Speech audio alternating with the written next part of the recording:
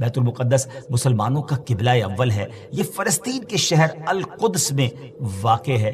بعض نے اس شہر کو بھی بیت المقدس کہا ہے۔ اس میں کوئی شک نہیں کہ بیت المقدس یہودیوں، عیسائیوں اور مسلمانوں تینوں کے ریلیجن کے لیے مقدس مقام کی حیثیت رکھتا ہے۔ حکیم الامت مفتی احمد یار خان نعیمی رحمۃ اللہ تعالی لکھتے ہیں کہ چونکہ اس زمین میں حضرات انبیاء کے مزارات بہت ہیں، اس لیے اسے قدس کہا جاتا ہے۔ حضرت سیدنا سلیمان علیہ نبینا علیہ الصلوۃ والسلام کا مزار مبارک اور عالم اسلام کی مشہور و معروف مسجد اقصی بھی اسی شہر میں واقع ہے۔ رہی یہ بات کہ اس کا سنگ بنیاد کب رکھا گیا، کعبہ معظمہ کی بنیاد ڈالنے کے 40 سال بعد سیدنا آدم علیہ نبینا علیہ الصلوۃ والسلام یا ان کی اولاد میں سے کسی نے اس کی بنیاد ڈالی۔ پھر اس کی تعمیر حضرت سیدنا سام بن نوح علیہ نبینا علیہ الصلوۃ والسلام نے کی۔ پھر ایک عرصے کے بعد حضرت سیدنا داؤد علیہ نبینا علیہ الصلوۃ والسلام نے بیت المقدس کی بنیاد اسی مقام پر رکھی جہاں حضرت سیدنا موسیٰ علیہ نبینا علیہ الصلوۃ والسلام کا خیمہ نصب کیا گیا تھا۔ اس عمارت کے پورا ہونے سے قبل حضرت سیدنا داؤد علیہ نبینا علیہ الصلوۃ والسلام کی دنیا سے وفات کا وقت قریب آ گیا، تو اب آپ نے اپنے بیٹے حضرت سیدنا سلیمان علیہ نبینا علیہ الصلوۃ والسلام کو اس کو مکمل کرنے کی وصیت فرمائی۔ حضرت سلیمان علیہ نبینا علیہ الصلوۃ والسلام نے انسانوں سے نہیں بلکہ جنوں کی ایک جماعت سے اس کام کو کروانا شروع کیا۔ 1 سال کا کام باقی تھا مگر آپ کے انتقال کا وقت قریب آ گیا۔ آپ نے غسل فرمایا، نئے کپڑے پہنے، خوشبو لگائی اور اس طرح تشریف لائے کہ عصا پر ٹیک لگا کر کھڑے ہو گئے۔ ملک الموت حضرت اسرائیل علیہ الصلوۃ والسلام نے آپ کی روح اسی حالت میں، اسی عالم میں قبض کر لی۔ جب حضرت سلیمان علیہ الصلوۃ والسلام حیات تھے تو جنات کو رات کی رخصت بھی مل جاتی تھی، وہ دن میں کام کرتے تھے، حضرت سلیمان علیہ الصلوۃ والسلام بھی آرام کرنے چلے جاتے تھے، مگر آپ چونکہ اب کھڑے ہی تھے تو اب جنات کو دن رات راؤنڈ دا کلاک کام کرنا پڑ گیا۔ جیسے اس کی تعمیر کا وقت پورا ہونے لگا تو اللہ کی شان دیکھیں کہ آپ کے اس عصا کو، اس لکڑی کو دیمک نے کھایا اور آپ کا جسم زمین پر تشریف لایا۔ پھر لوگوں کو بھی پتہ چلا اور جنات کو بھی پتہ چلا کہ حضرت سلیمان علیہ الصلوۃ والسلام دنیا سے جا چکے ہیں۔ اس کی تعمیر کی تکمیل چونکہ حضرت سلیمان علیہ الصلوۃ والسلام کے زیر نگرانی ہونی تھی، اس لیے اس عمارت کو ہیکل سلیمانی بھی کہا جاتا ہے۔ حضرت سیدنا آدم علیہ الصلوۃ والسلام سے لے کر حضرت سیدنا موسیٰ علیہ نبینا علیہ الصلوۃ والسلام تک کعبہ یعنی بیت اللہ شریف ہی کعبہ رہا۔ پھر حضرت سیدنا موسیٰ علیہ نبینا علیہ الصلوۃ والسلام سے لے کر حضرت سیدنا عیسیٰ علیہ الصلوۃ والسلام تک بیت المقدس قبلہ رہا۔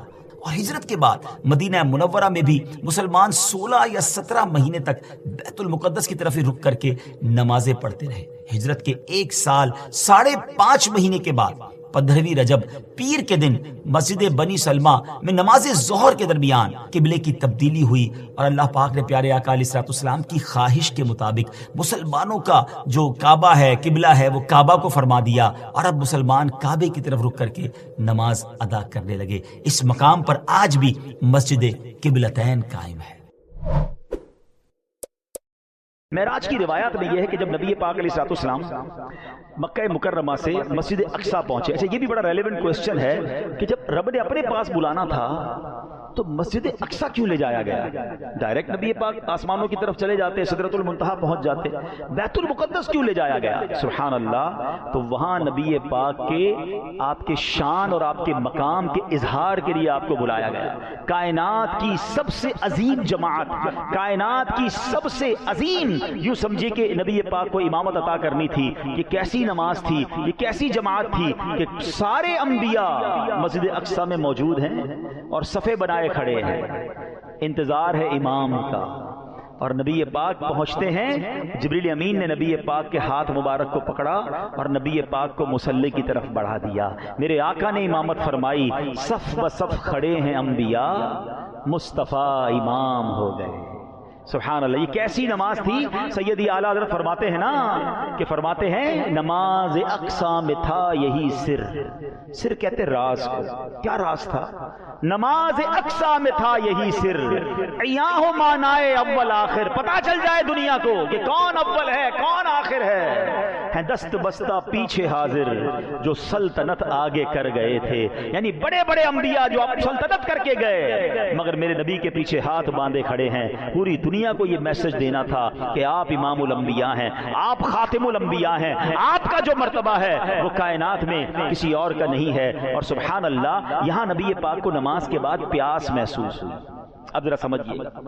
تو اب جبریل امین نے 2 پیالے پیش کیے آپ کی بارگاہ میں، 2 پیالے پیش کیے گئے، ایک دودھ کا اور ایک پاکیزہ شراب کا، کہ دونوں میں سے کچھ بھی چوز کر لیں. تو پیارے آقا علیہ الصلوۃ والسلام نے دودھ کو قبول فرمایا.